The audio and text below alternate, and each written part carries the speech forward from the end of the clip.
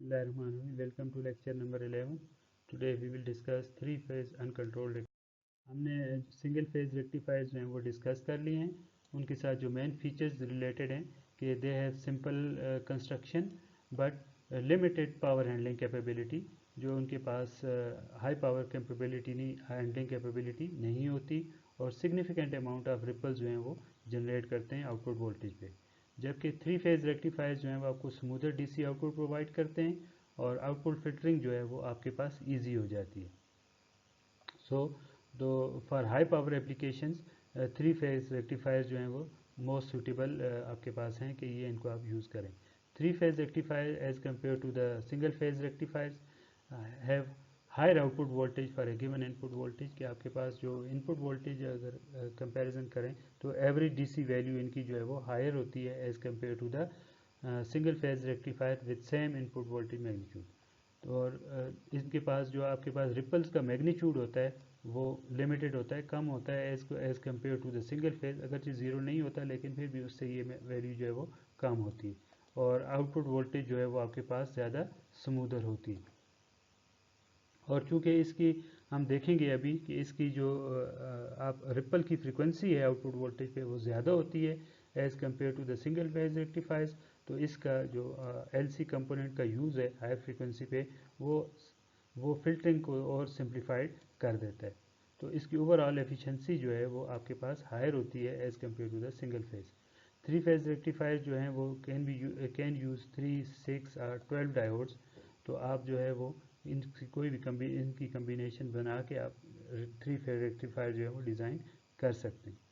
अगर हम जो है वो हाई पावर एप्लीकेशंस में high voltage high current distribution में series parallel combination of the diodes use करके लोड डिस्ट्रीब्यूट करें तो आप लोअर रेटेड डिवाइसेस को भी जो है वो हाई पावर एप्लीकेशन में यूज़ कर सकते हैं। ये फिगर आपको शो करती है थ्री फेज रेक्टिफायर जिसमें बैलेंस सोर्स यूज़ हुआ है और डायोड और बैलेंस सोर्स यूज़ है, Y connected balance source use हुआ है और आपके पास सोर्स और डायोड जो यूज़ हैं वो तीनों जो हैं दो वो आपके पास आइडियल डायोड्स हैं। ये विद और विदाउट ट्रांसफार्मर ऑपरेट कर सकता है और आपको आउटपुट पे जो है वो 6 पल्स जो है वो वोल्टेज प्रोवाइड करता है। डीसी रिपल्स जो है रिपल फ्रिक्वेंसी जो है वो 6 टाइम्स होती है as compare to the input frequency. जो डायोड्स हैं वो आपके पास ये आपके पास अपर हाफ है डायोड्स का D1 D3 D5 जिसमें 3 डायोड हैं। इसी तरह ये आपके पास लोअर हाफ है और आपके फेज़ ए के साथ एक पेयर कनेक्टेड है D1 D4 ये वन लेग है। आपके पास बी के साथ D3 D6 और देन फेज़ सी के साथ D2 और D5। इनके जो नंबर हैं 1 2 3 4 5 ये इनके कंडक्शन सीक्वेंस के हिसाब से हैं और हर एक डायोड जो है वो 120 डिग्री के लिए कंडक्ट करता है। जो कंडक्शन सीक्वेंस बनता है तो इसमें इट्स मीन कि पहले जो है वो D1 अगर स्टार्ट करें D1 D2 कंडक्ट कर रहे होंगे, देन D2 D3 कंडक्ट करेंगे, देन D3 D4 कंडक्ट करेंगे, देन D4 D5 कंडक्ट करेंगे। इसी सीक्वेंस में चलते जाएंगे और दोबारा जो है वो सीक्वेंस रिपीट होगा after one cycle. The pair of diode which are connected between the pair of the supply lines having the highest amount of instantaneous line to line voltage will conduct। तो जो आपके पास highest line to line voltage होगी उस time पे वो diode जो है वो कंडक्ट करेंगे। ये अभी हम सीखेंगे। और line to line voltage is equal to √3 times line to neutral voltage in Y connected system. ये आपके पास वही फिगर है जो अभी प्रीवियसली हमने देखी। तो मैंने तीनों फेजेस को जो है वो अपना कलर दे दिया, एक रेड येलो ब्लू। तीन फेजेस हैं आपके ए बी सी। इसी हिसाब से मैंने सोर्स वोल्टेज जो है वो यहाँ पे रिप्रेजेंट की है और ब्रिज जो है वो आपको आउटपुट वोल्टेजेस जो है वो इसका बताता है। ब्रिज का जो आउटपुट वोल्टेजेस हैं और वो हमेशा देखें कि लाइन टू लाइन वोल्टेजेस हैं। A B means line to line voltage और A N means line to neutral voltage of any phase A phase. ठीक है। तो अब आपके पास जो है वो कंडक्शन कैसे होगी। तो सबसे पहले अगर आप पॉइंट ज़ीरो पे आएँ तो हम देखेंगे कि just after the point this point which is at zero angle तो आपके पास जो है वो फेज़ ए एंड वोल्टेज जो है phase A it is getting most positive, ये मोस्ट पॉजिटिव हो रही है। जबकि एट द सेम टाइम आपके पास जो येलो लाइन शो करती है फेज़ बी की, ये मोस्ट नेगेटिव है। ठीक है, तो अब आपके पास वो डायोड्स कंडक्ट करेंगे हमेशा जिनके क्रॉस अपर लेग में वो डायोड कंडक्ट करेगा जिसके क्रॉस हाईएस्ट पॉजिटिव वोल्टेज है, और लोअर लेग वो कंडक्ट करेगी जिसके लोअर जो आपका हाफ है उसमें जिसके क्रॉस हाईएस्ट नेगेटिव वोल्टेज आएगी। अब अगर आप सीक्वेंस देखें तो कैसे कंडक्शन होगी, फेज ए जो है it is getting most negative after this point, तो फेज ए जो है आपके पास मोस्ट नेगेटिव है, that most positive, that means ये पॉजिटिव यहाँ पे आएगा, तो ये D1 को पॉजिटिव कनेक्ट करेगा और D4 को पॉजिटिव कनेक्ट करेगा। D1 के एनोड के साथ पॉजिटिव है और D4 के कैथोड के साथ, तो दैट मीन्स D4 जो है वो रिवर्स बायस रहेगा और D1 जो है वो आपके पास फॉरवर्ड बायस होके ऑन कंडक्शन कर सकता है। अब आपके पास जो दूसरा डायोड फेज़ है फेज़ बी, वो आपके पास मोस्ट नेगेटिव है, तो आप देखेंगे कि ये नेगेटिव जो टर्मिनल ये इस टाइम पर नेगेटिव है। यहाँ मैं इसको थोड़ा ये चेंज कर लेता हूँ, ये चूँकि एक ही फिगर है तो ये आपके पास ये इस टाइम पे ये सिचुएशन है, नेगेटिव साइकिल चल रहा है यहाँ पे। तो अब आपके पास ये नेगेटिव जो है D3 के एनोड के साथ कनेक्टेड है और D6 के जो है वो कैथोड के साथ कनेक्टेड है। ठीक है, तो इसका मतलब क्या हुआ, D3 जो है वो ऑफ स्टेट में रहेगा और D6 जो है वो ऑन हो जाएगा। इसी तरह D5 और D2 जो है वो दोनों ऑफ रहेंगे। तो अब आपका कंडक्शन का पाथ क्या बनेगा, क्या लूप बनेगी आपके पास, तो करंट का पाथ आपका exiting from the positive terminal, जो मोस्ट पॉजिटिव टर्मिनल है उसका, उससे निकलेगा, देन नोड ए D1 से होता हुआ आपके पास लोड के थ्रू, और जो डायोड ऑफ हैं वो पाथ नहीं बनेगा, D6 देन नोड बी, और ये negative terminal of the source पे जाके टर्मिनेट हो जाएगा। ये इसका एक कंप्लीट पाथ होगा, ये अगर आप देखें। ठीक है जी, तो अब आपके पास जो है वो ये एक कंप्लीट लूप जो है वो बन जाती है। तो अगर आप गौर से देखें तो पहली बात कि आपके पास लोड की डायरेक्शन ये है, जो यहाँ पे वोल्टेज ड्रॉप होगा ये होगा, और अगर आप दूसरा इसमें लूप के VL लगाएं तो VAN minus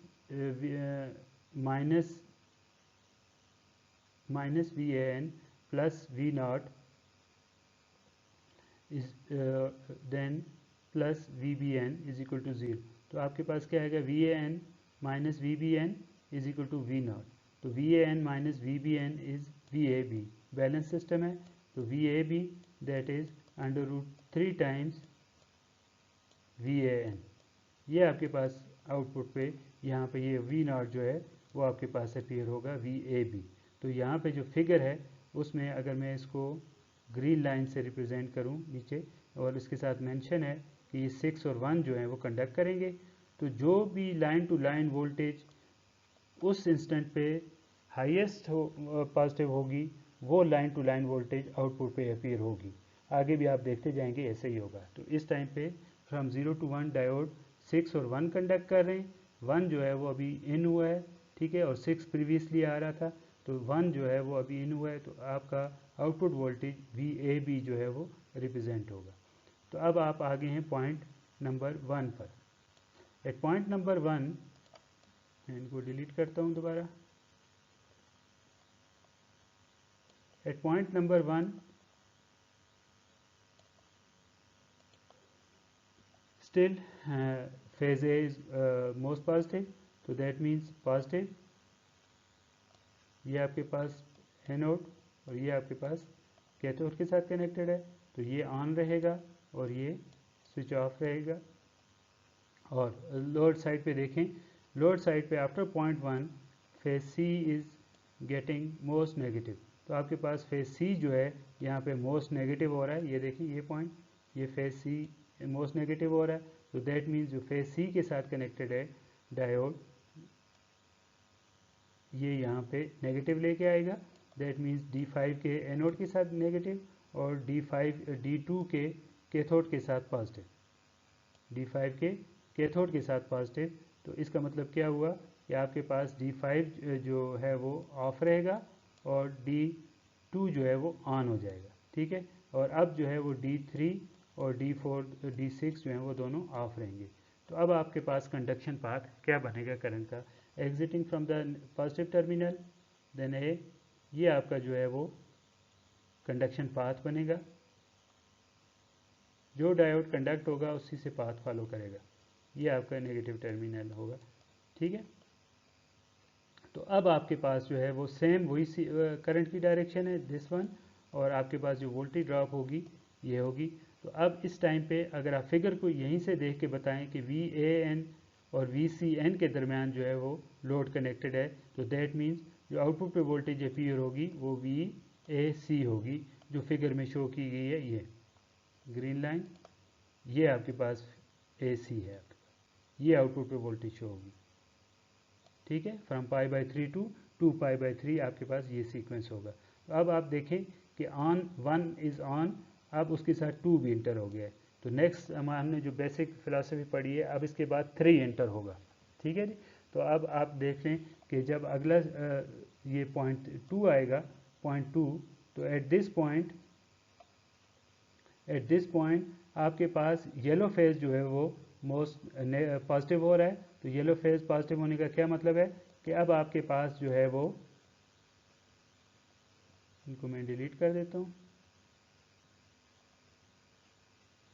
yellow phase positive होने का क्या मतलब है कि आपके पास ये टर्मिनल जो है वो बी टर्मिनल ये नेगेटिव होगा, पॉजिटिव होगा, तो ये इसके एनोड के साथ कनेक्टेड है, तो D3 जो है उसको ऑन करेगा, D6 जो है वो ऑफ रहेगा।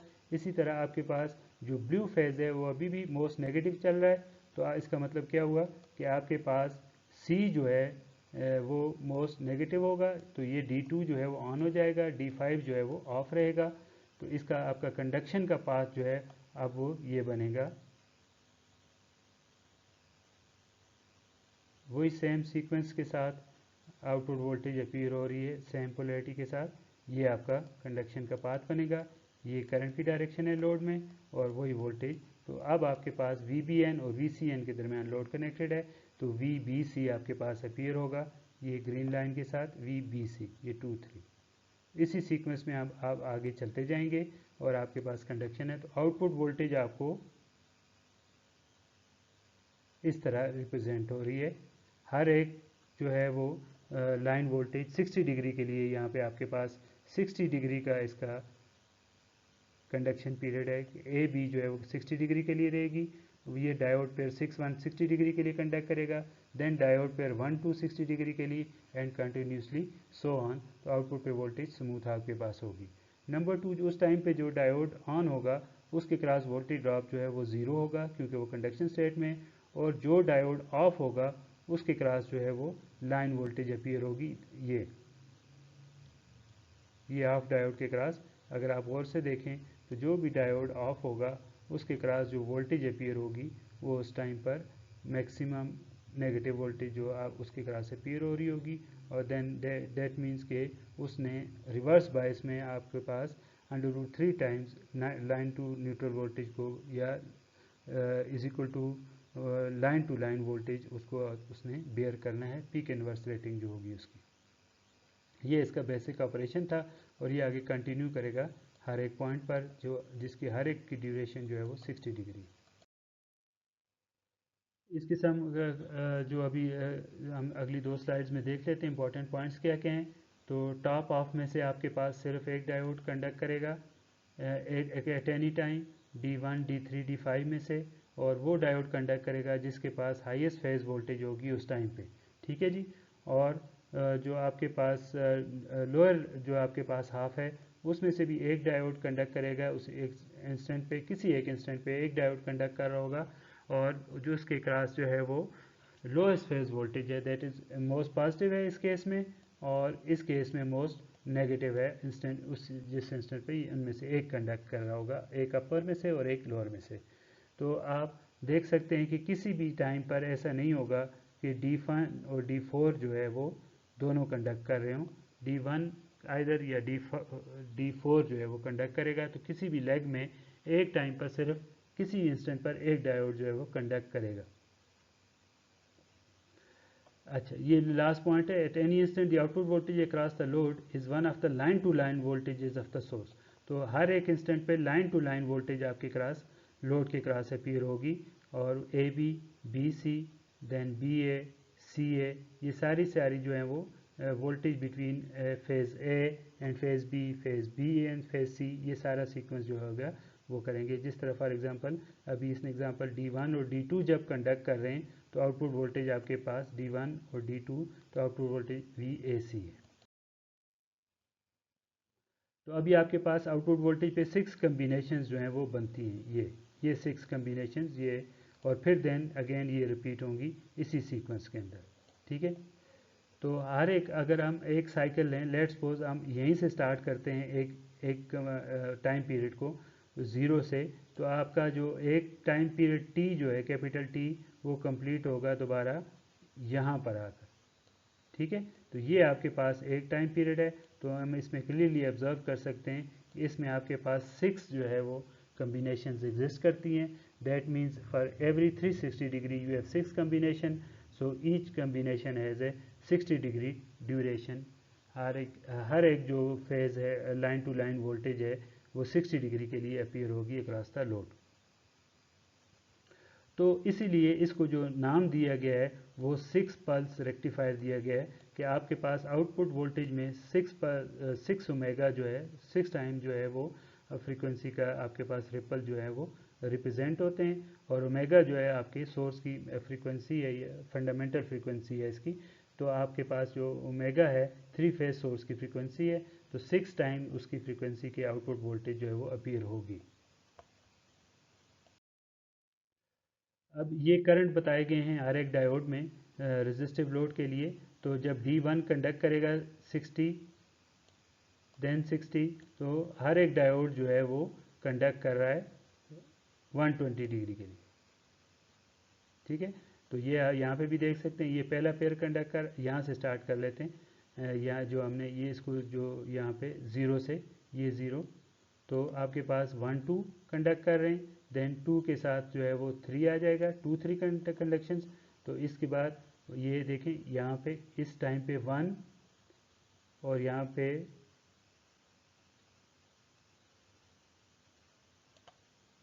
ये टाइम है आपके पास, ये डायोड D1 जब कंडक्ट कर 1, थोड़ा सा फिगर की उसमें अलाइनमेंट में फ़र्क है, ये 1 है, और इसके साथ 2 जो है वो इन हो गया है, और 2 के बाद अब ये इसकी कंडक्शन ख़त्म हो जाएगी, तो 2 के साथ 3 आ जाएगा, ये देखें ये 2 है, और यहाँ पे इसके साथ 3 आ गया, और इसके बाद उस टाइम पे बाकी डायोड जो हैं वो सारे ऑफ हैं।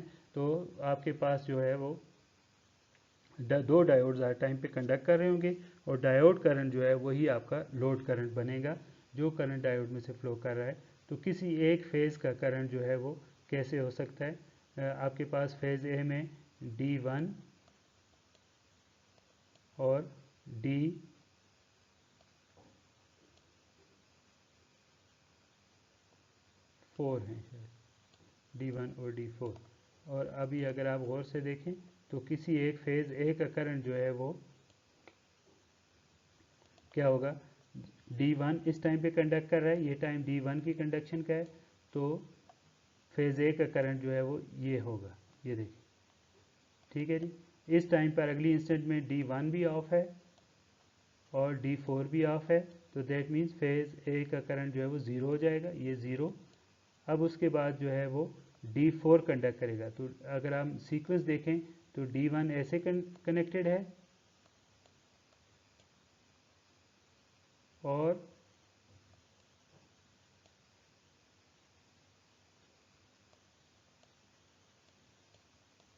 ये D4, तो फेज़ ए का अब ये करंट आ जाएगा आपके पास, ये D4 जब कंडक्ट करेगा, ठीक है। देन बोथ आर ज़ीरो, तो फिर जो है वो ये पाथ जो है वो सीक्वेंस जो है वो रिपीट होगा। कि इन तीनों नोड्स पे KCL लगाएं।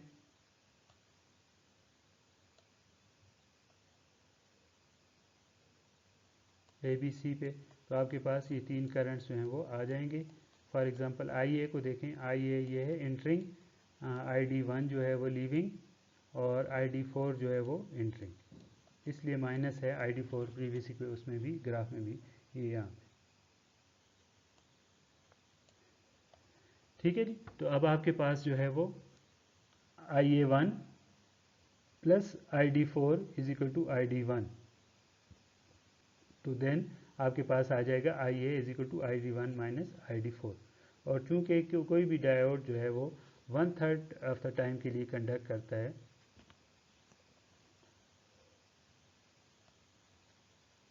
ये इसका कंडक्शन पीरियड है किसी भी डायोड का, ठीक है। तो आपका जो ये आपका बेसिकली ये लोड करंट है। तो आपके पास ये कंडक्शन पीरियड है, कंडक्शन पीरियड जो है 360 डिवाइडेड बाय 120 डिग्री, ठीक है। ये 60 के दो इंटरवल्स हैं, तो दैट मीन्स कि ये 360 में 1/3 के लिए कंडक्ट करेगा।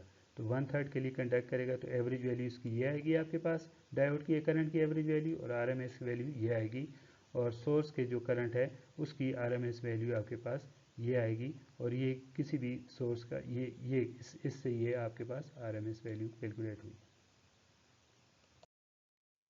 अब आपके पास instantaneous line to line voltages, ये आपके पास लाइन टू न्यूट्रल वोल्टेजेस हैं, ठीक है, 120 डिग्री के फेज शिफ्ट के साथ। और ये आपके पास लाइन टू लाइन वोल्टेजेस हैं 120 degree phase first phase sequence है, दैट मीन्स ABC। तो ये थोड़ा सा गलत लिखा हुआ है, VAN, VBN और VCN आपके पास, ठीक है। और अपेरेंट पावर ऑब्वियसली आपको पता है कि √3 times V line to line और I line to line RMS values जो हैं वो यूज़ होंगी। और मैक्सिमम जो डायोड के क्रॉस मैंने आपको बताया था कि peak line to line voltage जो है वो अपीयर होगी जब भी कोई डायोड कंडक्ट कर रहा होगा, उसकी क्रॉस वोल्टेज ज़ीरो होगी। और जब भी डायोड जो है वो ऑफ सेट में होगा, तो उसके क्रॉस एक maximum line to line voltage जो भी होगी उस टाइम पे अपीयर होगी, जैसे अभी ये है, ठीक है। तो जब ये ऑफ है, तो इसके क्रॉस जो है वो ये वोल्टेज VAB जो है वो अपीयर होगी। डी इस टाइम पर जब भी डायोड जो है ऑफ होगा, उसके क्रॉस जो वोल्टेज अपीयर होगी वो maximum line to line voltage होगी।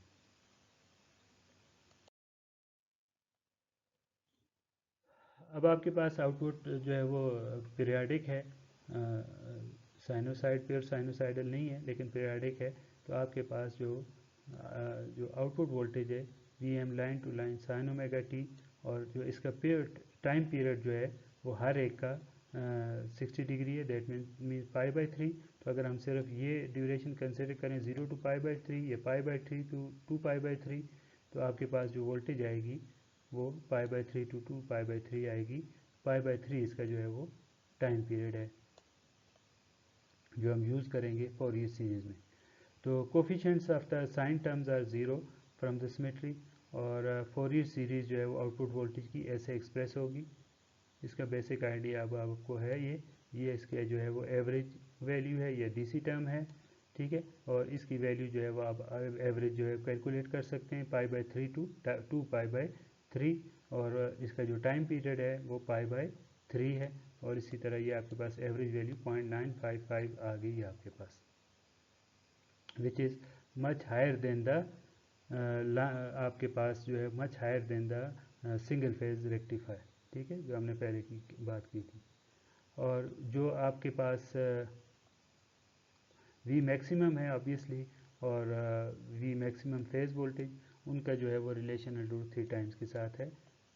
और आरएमएस जो है वो आप इससे सिंपल, अगर वी मैक्सिमम जो है वो आरएमएस में इसको कन्वर्ट करें, तो √2 times V R M S is equal to V maximum divided by √2, तो आपके पास V maximum is equal to √2 times V R M S V M, that's mean ये मैक्सिमम का लाइन टू लाइन वोल्टेज है और इसकी R M S value.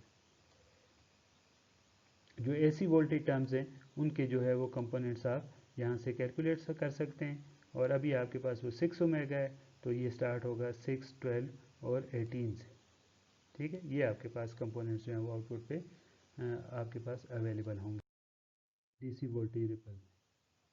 Average load current आपके पास उसी एवरेज पावर से आप निकाल सकते हैं, एवरेज वोल्टेज से। और डायोड का एवरेज करंट ये ऑलरेडी हमने मेंशन किया है, और डायोड का आरएमएस करंट जो है वो, और रिपल फैक्टर आपके पास ये है जो बहुत कम है as compare to the single phase rectifier, और जो रिपल की फ्रीक्वेंसी है 6 times of the supply frequency या फंडामेंटल फ्रीक्वेंसी है। और डायोड का जो कंडक्शन पीरियड है π/3 plus π/3 means 2π/3 that is 120 degree, ठीक है। और पीक इन्वर्स वोल्टेज जो डायोड के क्रॉस अपीयर हो रही होगी वो किसी भी डायोड के cross line to line voltage होगी जो ऑफ स्टेट में होगी।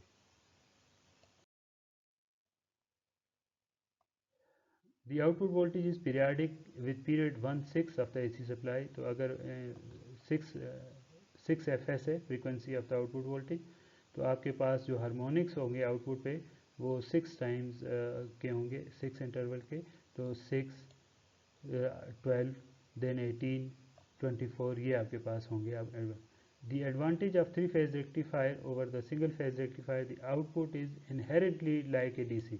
तो अब आप यहाँ से देख सकते हैं कि आपके पास ये जो आउटपुट वोल्टेज है ये मोस्ट स्मूथ है as compare to the single phase rectifier. तो अब आपके पास एक तो अगर इनका जो एम्पलीट्यूड है वो कम है और फ्रीक्वेंसी जो है वो ज़्यादा है। तो ये आपको जो है वो फिल्टर्स जो हैं वो डिज़ाइन करना आपके लिए इजी हो जाएगा। अगर आपके पास यहाँ पे इंडक्टेंस आ जाए लोड में, तो आपको पता है कि इंडक्टेंस जो है जब आ जाता है तो इंडक्टिव बिहेवियर जो है वो करंट की चेंजेस को अपोज करता है। तो आपके पास जो इंडक्टिव लोड करंट जो है वो प्योर तकरीबन डीसी की फॉर्म में आ जाता है। ये इसकी एक एग्जांपल है। 6 पल्स अनकंट्रोल्ड रेक्टिफायर जो है 208 वोल्ट जस्ट आपको बताया गया 208 volt, that means RMS value. Frequency इसकी 60 हर्ट्ज है और रेजिस्टेंस जो है वो 50 ओम है। ये आपने पैरामीटर्स इसके जो है वो फाइंड करने। तो ये फार्मूला सारे डेवलप कर चुके हैं आप ऑलरेडी, तो एग्जांपल को एक दफ़ा जो है वो सॉल्व कर सकें। ये देखें, ये आपके पास आरएमएस वोल्टेज थी, तो आप उसमें उसको वी लाइन आपने उसको कन्वर्ट किया है मैक्सिमम वोल्टेज में। तो एवरेज वैल्यू आपके पास ये फार्मूलाज यूज़ होते हैं। ये सारे फार्मूलाज आपने डेवलप किए हैं। इसी तरह देखें, अब जो रिपल की फ्रीक्वेंसी होगी वो 360 हर्ट्ज होगी, जबकि इनपुट की जो है वो फ्रीक्वेंसी 60 हर्ट्ज है। जो मिनिमम और मैक्सिमम वोल्टेजेस जो हैं आउटपुट पे, ये देखें, ये इनका जो peak to peak ripple voltage है वो 39 वोल्ट है, वो बहुत कम है। जबकि अगर सिंपल एक हाफ वेव रेक्टिफायर को देखें विदाउट फिल्टर, तो वो वीएम के बराबर होता है। जो मिनिमम और मैक्सिमम के दरमियान आर लोड के साथ वीएम के बराबर होता है। तो ये वीएम से बहुत कम है, इसका मतलब रिपल जो है वो एम्पलीट्यूड कम हो गया आपके पास। और फॉर्म फैक्टर जो है आपके पास 74% है, और पल्स नंबर 6, और कंडक्शन जो है हर एक डायोड की वो 120 डिग्री के लिए।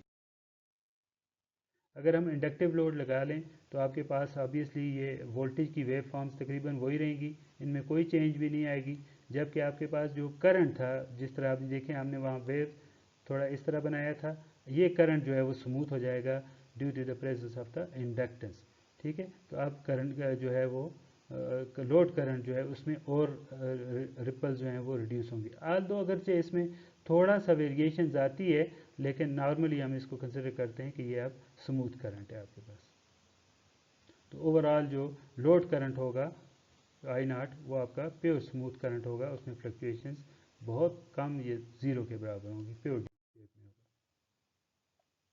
इसी तरह ये सारे अगर आप देखें तो ये आपके पास जो हैं वो वही फार्मूलाज उसी तरह के हैं। आर एल लोड के लिए भी हमने average voltages, average current, diode का एवरेज करंट और डायोड का आरएमएस करंट। इसी तरह RMS value of the line current, और आपके पास पीक इनवर्स वोल्टेज जो है वो ये ऐसे होगी।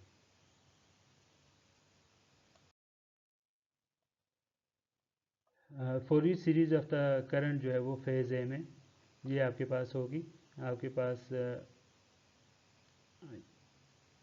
ये आपके पास जो है वो फंडामेंटल कंपोनेंट होगा, ठीक है। और उसके बाद जो है वो हार्मोनिक्स होंगे 6 के प्लस माइनस 1। तो 6 के प्लस माइनस 1 का मतलब क्या है कि 5 7, ठीक है। For k is equal to 1 it will be 5 and 7, for k is equal to 2 it will be 11 and 13। ये आपके पास कंपोनेंट्स जो हैं वो फोरियर सीरीज़ की टर्म जो है वो करंट में मौजूद होंगी।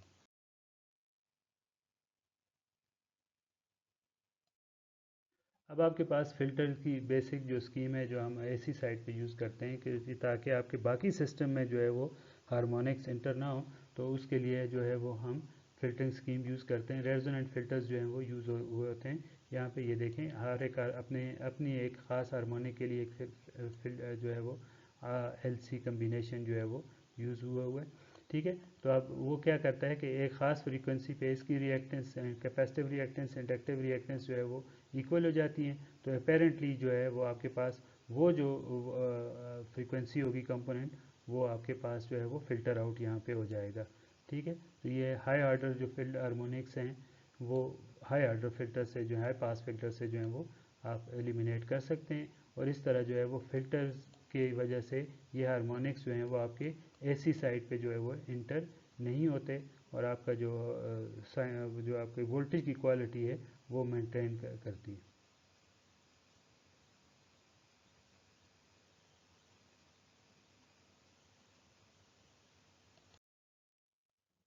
एग्जांपल जो है वो आपके पास इंडक्टिव आरएल लोड के लिए है, जो आपने इसका डीसी लेवल फाइंड करना है, और first term of the load current जो है वो हार्मोनिक्स वो भी ऐसी टर्म जो है वो फाइंड करनी है, और एवरेज और RMS currents of the diode, और सोर्स का आरएमएस करंट आपने फाइंड करना है, और apparent power from the source. ये फार्मूलाज आपने ऑलरेडी डेवलप किए हुए हैं।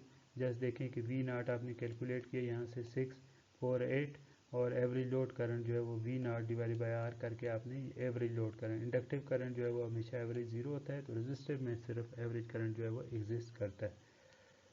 तो आपके पास जो वी एन है, जो आप कंपोनेंट्स फाइंड करेंगे एसी वोल्टेज के, तो आपके पास ये जो इक्वेशन है यूज़ करके आप जो है वो एन इज इक्वल टू 6 के लिए आप जो है वो यूज़ कर सकते हैं। तो V6 जो है डिवाइड बाई Z6, तो V6 आपके पास जो है वो ये आ गया था। ठीक है, और Z आपके पास ये है, आपके पास दोनों वैल्यूज़ मौजूद हैं। तो जो सिक्स हार्मोनिक होगा उसका ये आपके पास 0.32 एम्पेयर करंट आ जाएगा, जबकि आपके पास आरएमएस वैल्यू जो है वो 0.23 आ गई। अब अगर आप गौर से देखें तो ये एवरेज करंट के मुकाबले में ये टर्म्स जो हैं करंट वो बहुत कम है, इसलिए हम इनको नेगलेक्ट कर सकते हैं। अब इसी तरह ये फार्मूले से आप जो है वो एवरेज करंट, और आप जो है वो डायोड का आरएमएस करंट भी जो कैलकुलेट कर सकते हैं। सिमिलरली सोर्स का आरएमएस करंट जो है वो ये यहाँ से कैलकुलेट हुआ है 21.2 डिग्री एम्पेयर्स। तो apparent power under root 3 times V R M S line to line R M S I R M S line to line, इससे भी फाइंड कर सकते हैं आप। और V phase into I phase into 3 times ये भी आप यूज़ कर सकते हैं। ठीक है, ये आपके पास 17.6 kilo ampere three phase current जो है वो three phase power, apparent power जो है वो सोर्स की आपके पास आ गई। तो दैट्स ऑल, होपफुली आपको ये समझ आ गई होगी। Thank you very much.